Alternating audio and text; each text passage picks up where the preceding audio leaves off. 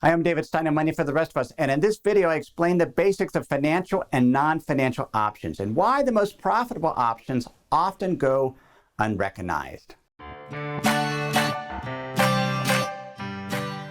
One of the earliest examples of an options contract was written about by Aristotle in his work Politics. He tells the story of the philosopher Thales of Miletus. And Aristotle writes that because of Thales' poverty, he was taunted with the uselessness of philosophy. Tired of this incessant badgering, Thales decides to make some money so he can prove, as Aristotle writes, that it is easy for philosophers to be rich if they choose. But this is not what they care about. Thales determines in winter that there's going to be a bounty olive harvest that summer, so he raises a small amount of money to place deposits to secure the right to use all of the olive presses in his region. When the harvest arrived, Aristotle writes, there was a sudden demand for a number of presses at the same time, and by letting them out at what terms he liked, Thales realized a large sum of money. Aristotle suggests it was Thales' knowledge of astronomy that gave him the foresight to profit from a large harvest of olives by renting out the olive presses at such high rates. Yet Nassim Nicholas Taleb points out in his book Anti-Fragile that Thales put himself in the position to take advantage of his lack of knowledge. Thales paid small deposits that gave him the right, but not the obligation to use the olive presses if there was a surge in demand. He structured an options contract with an asymmetric payoff. If the harvest was poor, his losses would be limited to the deposit premiums he made.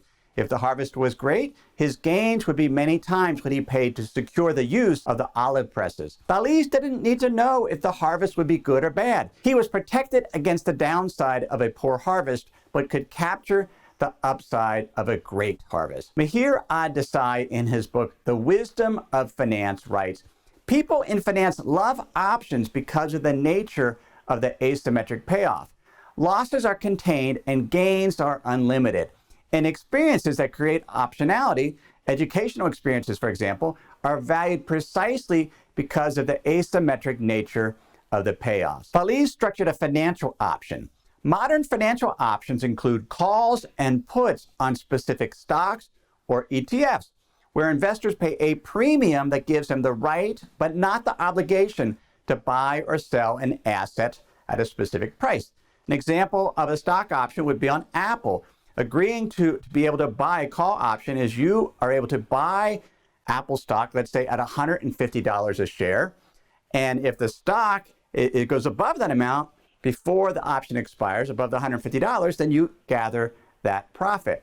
Another type of option is called binary option. And in this particular option, it's an all or nothing, in which case with the option, you either lose all your money or you can get $100 if the particular event that you're predicting takes place. Now, I talk about binary options in great detail in episode 143 of my Money for the Rest of Us podcast. But Nassim Nicholas Taleb writes, explicit options tend to be expensive to purchase, much like insurance contracts.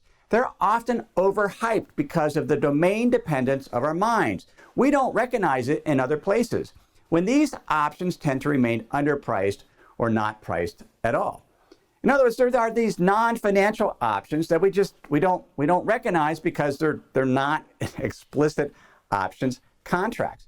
And a common example of a non-financial option is the process of trial and error. When we experiment and try new things, the cost in terms of money or time is small, but the potential upside of what we learn could be great, particularly if we iterate and take those learnings and apply them to our next experiment.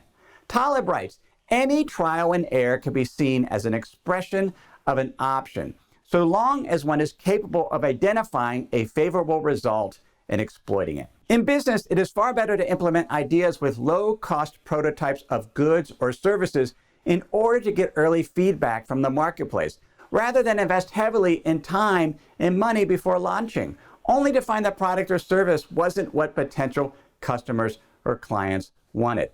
Investing small amounts and iterating like that is really exercising our optionality. But we ultimately have to choose. For example, I recently picked up a hitchhiker named Trez on my way to Denver. He's 23 and he was on his way back to his father's house after spending some time in Oregon. Trez has a ton of options. He has no debt, good health, intelligence, but he has one problem. He's unwilling to commit to anything. I asked whether he had considered starting a blog about his travels, and he said he wasn't good at sticking with things, so there wasn't any use in starting. He just wasn't sure what to do. He hadn't worked since December and just was kind of drifting. Now, Desai writes in his book, any commitment necessarily must overcome the loss of option value that choices close off. So commitments of various kinds become difficult given the extra burden they bear.